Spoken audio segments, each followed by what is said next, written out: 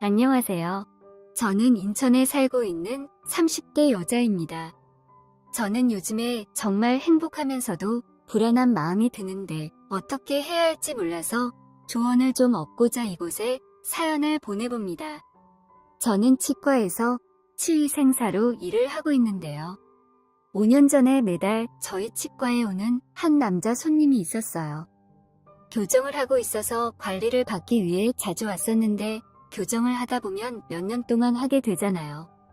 그렇다 보니까 2년 동안 매달 얼굴을 마주하고 한두 마디씩 주고받다 보니 어느새 농담도 나누게 되고 사소한 안부도 묻게 되더군요.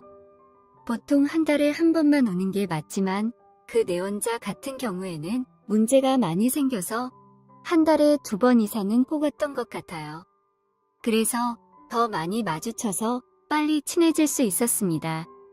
그 남자 손님은 저보다 나이가 5살 어렸는데 어찌나 예의도 바르고 목소리도 좋고 얼굴도 꽤 괜찮게 생기다 보니 저도 은근히 관심이 갔는지 이런저런 질문을 많이 던졌습니다.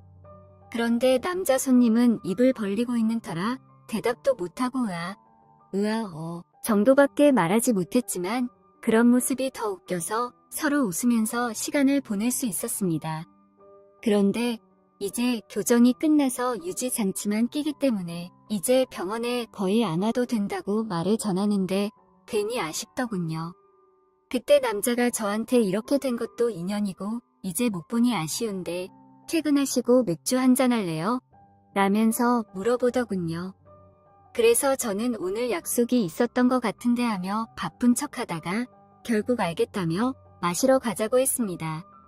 그렇게 퇴근할 때까지 3시간이 남았었는데 어디서 기다리실 거냐고 물었고 그냥 이 근처에 있을 테니 전화 달라고 하는 겁니다.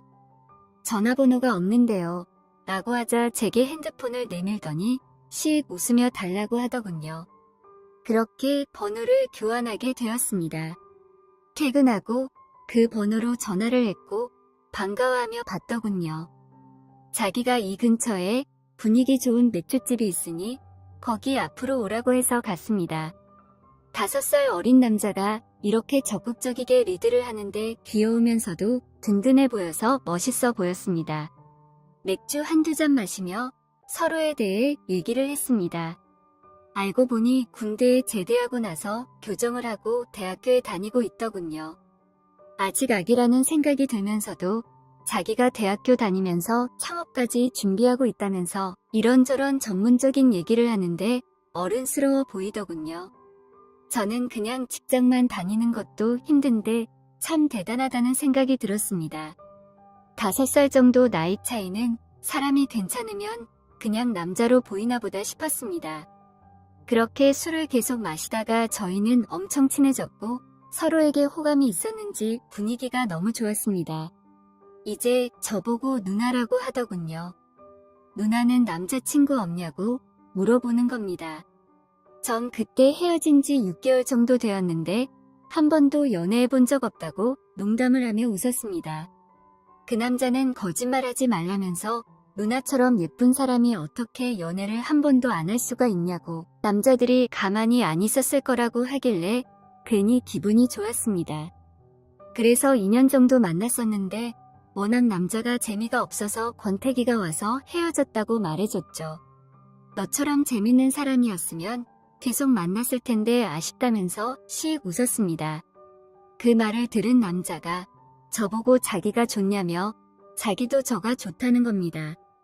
처음 교정할 때 여러 군데 병원에서 상담받았는데 상담해주는 누나가 제일 예뻐서 여기에 하기로 했다더군요. 저는 괜히 부끄러워져서 왜 그러냐고 지금 다 꼬시라는 거냐고 물었습니다. 그러자 맞다면서 제 손을 잡아 끌고 나가자더군요. 어디를 갈 거냐고 물으니 알 거 다 아는 사람이 왜 그러냐면서 저를 숙박업소 쪽으로 끌고 갔습니다. 저는 아무하고나 관계를 갖는 사람이 아니었는데 연하남에다가 제법 어른스럽고 재치있고 훈훈한 사람이라 뿌리치지 않고 따라갔습니다. 그렇게 저희는 뜨거운 시간을 보내고 만남을 가졌습니다. 저는 이 남자를 만나면서 정말 땡 잡았다는 생각이 들기도 했습니다. 머리도 좋고 외모도 훌륭한 데다가 밤에도 정말 일을 잘했기 때문이죠. 항상 저를 만족시켜주는 그런 남자였습니다. 그렇게 3년 정도 연애를 하고 결국 저희는 결혼을 하게 되었습니다. 저는 부모님이 다 계셨고 남편은 어머니가 돌아가신 지 오래되었어요. 아버지 혼자서 남편을 어릴 때부터 키워서 그런지 남편이 괜히 어른스러운 게 아니었던 것 같아요. 시아버지는 17살 때 사고를 쳐서 저랑 동갑이었어요. 띠동갑이죠. 12살 차이인데 부인 없이 혼자 있으면서도 깔끔한 사람이었습니다. 그래서 저는 가끔 시아버지를 뵐 때 어떻게 이렇게 관리를 잘하시냐면서 칭찬을 해주곤 했습니다. 저랑 나이 차이도 그리 많이 나지 않아서 말이 엄청 잘 통하고 말을 재밌게 잘하시더군요.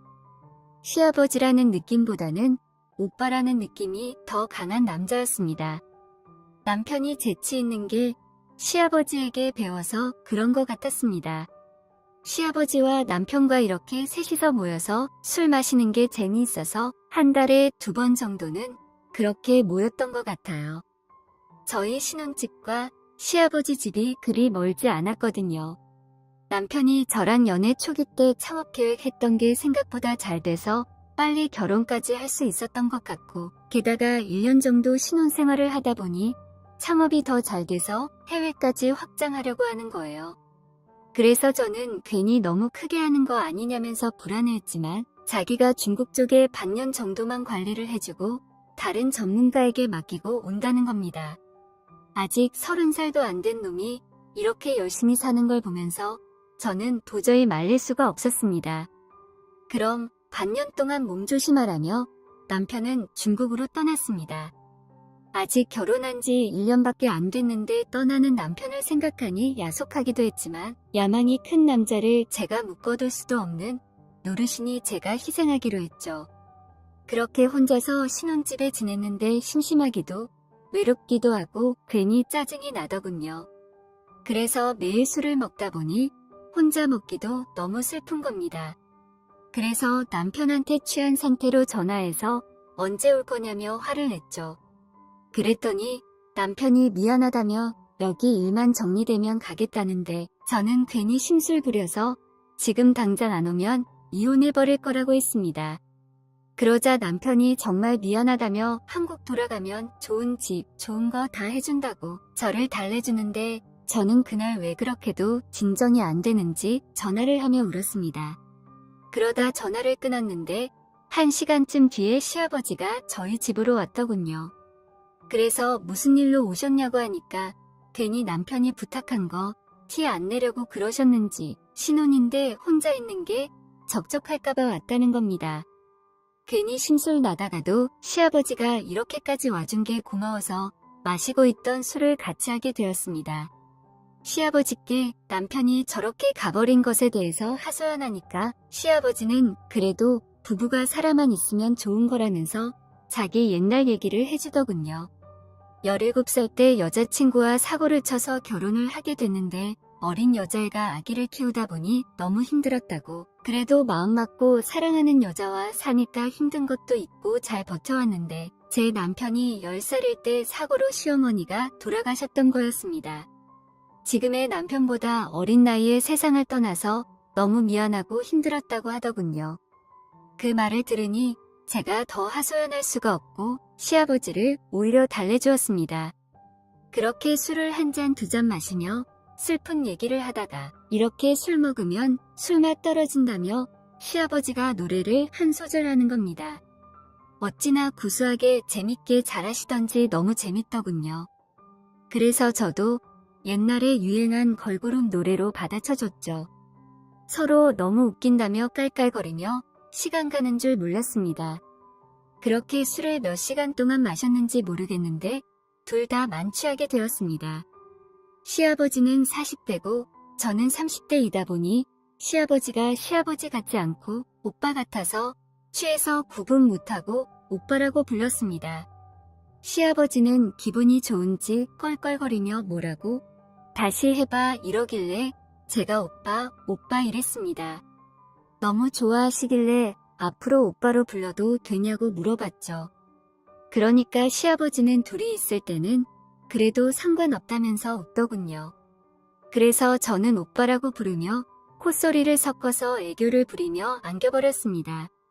그러면 안 됐는데 왜 그랬는지 요즘 남편이 멀리 가서 못 보다 보니 너무 외롭다고 하니 시아버지는 안긴 저를 어찌하지 못하고 당황하고 있는 것 같아 보였습니다. 그러다 아래를 봤는데 시아버지의 물건이 듬직하게 딱딱해져 있는 겁니다. 저는 시아버지를 보며 오빠 저보고 무슨 생각을 하길래 이렇게 된 거냐고 물어보니 그런 거 아니라며 발뺌하는 겁니다. 그래서 그런 게 뭐가 아니냐면서 딱 봐도 듬직해졌다고 하니 아니라면서 자꾸 발뺌하길래 그럼 내기하자면서 꺼내보라고 했죠. 시아버지는 당황해서 자꾸 도망을 다녔는데 저는 술에 취해서 주체를 못하고 쫓아다니며 보자고 왜 나를 보고 그런 생각을 하냐고 변태내면서 웃으며 농담을 던졌죠. 그러다가 시아버지가 도망다니다 발이 걸려 넘어졌고 저도 뒤따르다 시아버지에게 걸려 넘어졌습니다. 그런데 자세가 시아버지가 밑에 누워있고 제가 위에서 덮친 것 같이 된 겁니다. 저는 미쳤는지 빨리 꺼내서 확인해 보자고 하니 시아버지도 더 이상 참을 수 없는지 불쑥 꺼냈고 저는 시아버지의 물건을 촉촉하게 만족시켜드렸습니다. 그렇게 저와 뜨거운 시간을 보내게 된 시아버지는 그때부터 더욱더 노골적으로 서로의 물건을 탐하기 시작했습니다. 그렇게 남편이 없는 동안 거의 같이 살다시피 시아버지와 지내고 있습니다. 남편도 정말 사랑하는데 남편이 떠난 시점에서 시아버지와 이렇게 된 관계가 너무나도 좋습니다. 이 관계를 계속 이어나가긴 힘들겠지만 남편에 대한 원망도 생기고 시아버지도 너무 좋아서 어떻게 해야 할지 모르겠습니다. 미쳤다고 생각하실지도 모르지만 저는 지금 너무 행복합니다.